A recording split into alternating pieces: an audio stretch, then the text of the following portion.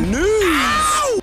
Okay, and now it's time for our weekend recap. We're going to kick it off with Friday night's super middleweight title fight for what was the vacant WBC title, the fight between former champion Franchon Crews and then unbeaten up-and-comer Jar Green, who for all accounts laid an egg. This was not the outcome that I expected. Predicted. Ahead of the fight, in my prediction video, I talked about how Jar Green has to be careful not to allow Franchon Crews to smother her with her come-forward pressure and volume, that she has to beat those feet, create a bit of space, and time Franchon Crews' entry, because if she doesn't, Franchon's going to be all over her, and that's what ended up happening. I thought that Jadeja was ready for this. I thought that Jadeja would be able to time her on her way in with hard counters, but it was the opposite. Jadeja, who's looked impressive in her previous starts, very sharp, very fast, very strong. Not with Franchon, misinterpreting Jadeja's performance in the Olivia Curry fight, the fight that she had before this one. I noticed that Jadeja Green looked a bit flustered in that fight because Olivia Curry was able to take her power shots, take her power,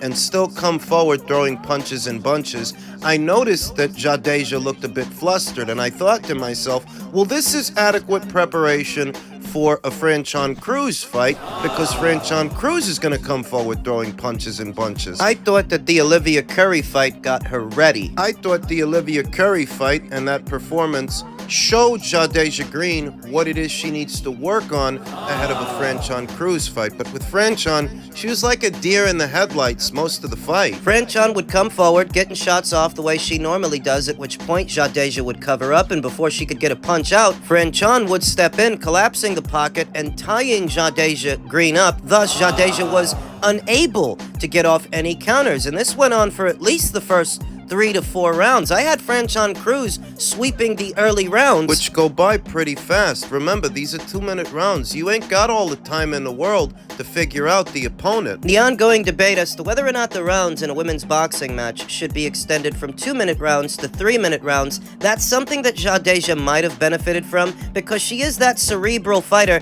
that perhaps needs a bit more time to figure out her opponent. And the rounds whizzing by the way that they did, she was already at a great deficit after just 4 rounds. Credit to Franchon. This is one of the few instances I've seen where a pressure fighter was actually able to apply pressure on a boxer puncher, a counter puncher. Normally, that stylistic matchup favors the boxer puncher that can use the pressure fighter's aggression against them, but Jadeja was just too slow to the punch, and Franchon capitalized by smothering her work mid-range to inside, tying her up. Not the most graceful, and the strategy was not the most aesthetically pleasing, but it was effective, and it seemed like there was very little that Jadeja could do to keep Franchon off of her. What could she have done? Well, if a couple of rounds have already gone by and you still haven't gotten Franchon Crews' timing down, what you need to do is take the initiative and take the fight to her. That's easier said than done, all things are, but that's still the alternative. Shifting your weight onto your back foot, hanging back and trying to time her on her way in. If that's not working, the next best bet is to step into your own jab, get it out, and open her up. Jadeja waited too long to do that. We saw her take that initiative after the half, towards the tail end of the match, but by then she was down a couple of rounds, and Franchon, for better or worse, she was the ring general, she was dictating the action, which was happening on Franchon's terms. She was the one initiating the exchanges, tying Jadeja Green up, and there was very little that Jadeja could do about it for long spells in this match. It's not dissimilar from what we saw Katie Taylor do to Chantel Cameron a little over a week ago. Get off some punches, then fall in and tie her up so she can't throw nothing back at you. It's not pretty, but it works. Against an opponent that may be a bigger, sharper, stronger puncher than you are, it is something you can resort to. That's what Katie did with Chantel, and that's what Franchon did with Jadeja. I still think Jadeja is the stronger puncher of the two, but her power doesn't matter if she can't deliver it. They end up watching that fight back and kicking herself that she didn't do more. That Jadeja Green had the right base style for the job, the right amount of power, counters, and speed, but she didn't have the temperance, the poise for the assignment, that when push came to shove and Franchon was barreling forward, she was like a deer in the headlights. Telling you, it's not often you see a pressure fighter wear out a boxer puncher, smother the fighter that has the stylistic advantage. It really doesn't happen that often, so you have to give Franchon a lot of credit for finding the victory in a fight where most people thought she would lose. I thought she would lose. She is now a 2-time, technically a 3-time super middleweight champion. Congratulations to her for upsetting the apple cart and spoiling Jade plans, cornering a fight with Savannah Marshall. I guess Franchon can now push for a rematch. Over there on the Showtime side of things, on the undercard of Morel versus Igbeko, we saw Jose Valenzuela and Chris Colbert run it back, have their rematch, their second fight. I felt that Rayo won the first one, and he got robbed. Got his revenge this weekend, found recompense. A right hand from out of the devil's ass. At the half, in the 6th round, touching Chris Colbert back on the ropes, touching Chris with his left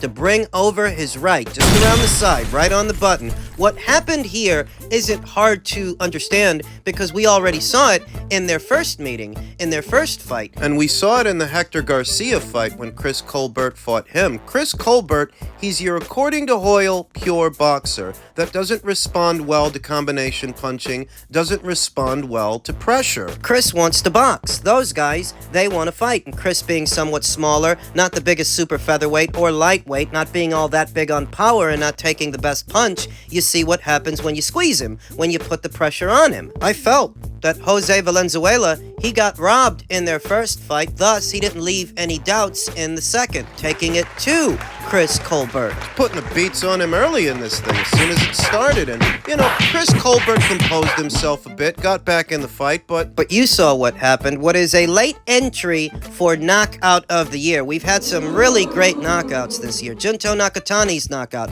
over Maloney's, Ilay Zhang's knockout, of Joe Joyce, and now Jose Valenzuela's knockout of Chris Colbert in their rematch. I mean, it really was something. Not surprised he won. I thought he won the first one, and now there's a feeling that he may end up being Gervonta Davis's next opponent next year in March when he returns. What would be another opponent cut from the same cookie cutter as a Leo Santa Cruz, a Mario Barrios, a tall fighter, a long fighter, with a penchant for stepping into his punches and committing to his power shots, all of which play right into Gervonta Davis's hands, his counter-punching. That Rayo, if he ends up fighting Gervonta, well, you have to favor Gervonta because usually when Gervonta is in there with these taller, longer fighters that want to put punches together, usually he can punch them in between their punches and take them out. So if that's the fight he ends up having in March, he's likely going to win that one the same way he won the Santa Cruz fight and the same way he won the Barrios fight.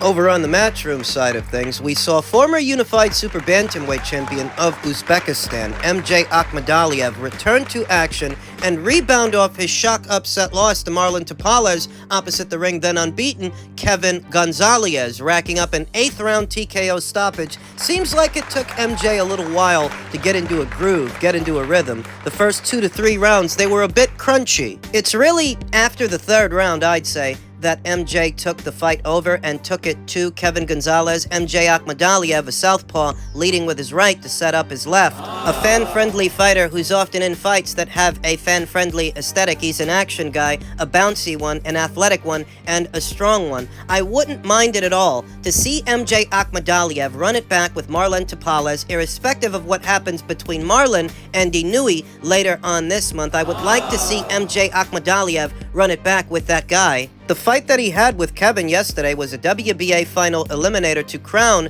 a WBA mandatory challenger. Thus, winning yesterday's fight for MJ makes him the mandatory challenger to the winner of Inui versus Tapales. Though because Mexico's own Luis Neri, by way of the WBC, because he's already in the queue. He was already in the queue before this weekend's fight, before MJ's fight. It looks like MJ is behind Luis, and Luis is going to get his crack at the apple before MJ does. So what can MJ do in the in-between time? While he waits to fight the winner of Inui versus Tapales, he can fight the loser. If Inui does what I think he's going to do to Marlon later on this month, if he knocks him out, he's going to move on to fight Luis Neri. And that will be next year. So next year, if MJ wants to keep busy, he can fight Marlon. hold his position, and get revenge. I like MJ's chances in a rematch with Marlon Tapales next year in this scenario where Marlon would presumably be coming off a knockout loss to Inouye. If MJ fights him right after that, yeah, I think MJ can beat him. Congratulations to him for getting himself back in the winner's bracket on yesterday's Matchroom show. In the main event of that same card, we saw then IBF champion Sonny Edwards take on then WBO champion Bam Rodriguez, and the outcome of the match. Well, it's what I told you. I understand that styles make fights, and I say that myself here on the channel all the time, but one of the intangibles is that some fighters can actually change their base style or tweak it to accommodate the fighter that they have in front of them. Up until this weekend, Bam Rodriguez has had the look of a very skillful boxer-puncher, whereas Sonny Edwards, he's had the look of your, according to Hoyle, pure boxer. And usually, that stylistic matchup favors the pure boxer unless that boxer-puncher can change. He can be more than just a boxer-puncher. And I anticipated that Bam would be able to make that adjustment. Because it's not a big one. It's not a big adjustment he would have to make, and Bam is young enough to be adaptable. He's only 23. Ahead of the fight, I told you that the victory for Bam would be contingent upon him being able to stay with and stay on Sonny Edwards. Keep him under pressure, wearing him out. Force him to work, force him to move, force him to fight. Pure boxers. Pure boxer, if they have it their way, wants to fight at a slow, controlled pace. They don't want to be forced into exchanges or forced to move around. So the victory for Bam would be contingent upon him putting pressure on Sonny. And I figured for Bam, given how he already looks and what he already does, that won't be a very big adjustment. Bam actually has great feet for a boxer puncher. Not all boxer punchers do, but he does. Not all boxer punches are created equal. Some have more of a penchant for counter-punching, like a Regis Prograis, whereas others are a bit more malleable, like Bam Rodriguez. Bam's got fantastic feet, great movement. You saw at the start, fighting out of the southpaw stance, he had Sonny under a lot of pressure, regularly making an investment to Sonny's body, getting that backhand in there, that left hand. Remember that Bam is a southpaw who leads with his right, jabs with his right, and Sonny, for the most part, he's an orthodox fighter who leads with his left. Bam was just on the outside of Sonny's left. Staying with him, staying on him, and coming in just on the outside of Sonny's jab, Sonny's left, to put his own left hand downstairs, touch him to the body. He did this several times at the start of the match, and you could see immediately Sonny didn't like it, gesturing to the ref, complaining to the ref repeatedly as if Bam was hitting him low. And the shots weren't low. They were either on or above the belt line. It didn't stop Sonny Edwards from complaining at the start of the match. You knew that those body shots, they were going to have an effect on Sonny that would show up later on, because going into the fight, we already established Bam is the bigger puncher. Bam is the stronger guy. Bam's punches are going to have an effect on Sonny that Sonny's punches aren't going to have on Bam. Bam is the stronger guy. Apparently the faster guy as well. Faster hands and faster feet that enabled him to stay with and stay on Sonny Edwards, keeping the pressure on. Different fighters apply it differently. Bam Rodriguez very much is a boxer puncher with all of a boxer puncher's tendencies. But if he's able to adapt where some other boxer punchers cannot, it's because he's got more tools than your average boxer puncher. Say your Regis Prograis or your Teofimo Lopez, your Gervonta Davis to an extent. These are boxer punchers that rely heavily on counter-punching, whereas Bam, he's got a lot of tools. So many that he doesn't have to rely on just any one thing, any one aspect of his game. Say, counter-punching. Fast hands and fast feet as well as angles. I believe it was either in the second or third round. He's within close quarters of Sonny Edwards, who's trying to fight him off, throwing combinations mid-range to inside that hit nothing but air as Bam was playing at the angles, slipping. The flurry from Sonny didn't touch him. At least, not that time. And that's not to say that Sonny Edwards didn't get in throughout the course of the match with punches of his own. He got in with some shots. He was touching Bam. But as stated, Sonny's punches on Bam were not having the effect on Bam that Bam's punches were having on him. There was a noticeable difference when Sonny lands a punch and when Bam lands a punch. It's all in the name. Bam! Sonny Edwards put forward a valiant effort, finding most success fighting out of the southpaw stance instead of the orthodox one. As stated, Sonny Edwards primarily is an orthodox fighter, but he does do a bit of switch hitting, and when he switched over to southpaw, he was getting in with some punches, he was getting in with shots, but they just weren't having the same effect on Bam that Bam's punches were having on him. In tandem with Bam just being better overall out of that stance, the southpaw stance, as well as being stronger, faster. Sonny was physically outmatched. That physically, Bam is a better specimen. It's not that Sonny Edwards didn't have a game plan, and some might argue that he didn't. I don't believe that. I think he did. It's just that strategy went right out the window once the opening bell sounded, and it was painfully obvious that Bam isn't just faster, he's stronger. Well, stronger we pretty much knew. Faster to an extent, but faster on his feet. That was something I think Sonny didn't realize until the fight had already started. That this guy, it's hard to get away from this guy. And because he couldn't, that enabled Bam to stay with him and pressure him. Keep him under pressure, keep him working and wearing himself out. This pace doesn't favor the pure boxer at all, and Sonny Edwards, that's what he is. He's a very good pure boxer. More malleable than most, more capable. And the Sonny Edwards I saw yesterday, he would have beat Artem Delakian and taken his WBA title. He would have beat Julio Cesar Martinez and taken his WBC title, but for Bam, he just didn't have it. For Bam. Bam's got too many tools, too much ability. There's just too much happening at the same time for Sonny to beat Bam. And it's unfortunate that Bam plans on vacating the 2 titles he's got. He plans on moving back up to super flyweight, but that does leave the door open for Sonny to pick up those titles once he's recovered. And he needs to. He got hit a lot in this fight. Suffered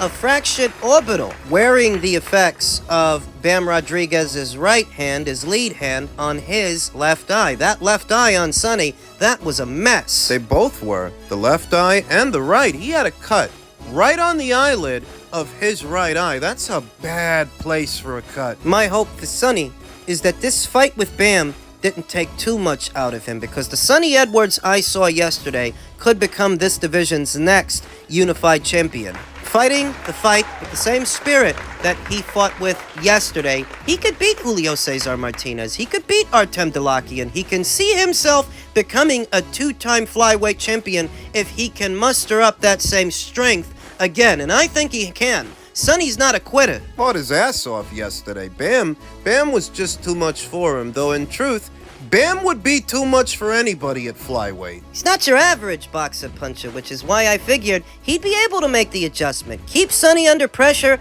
until he wilts, until he breaks. Congratulations to him. That was a hell of a fight and a hell of a performance.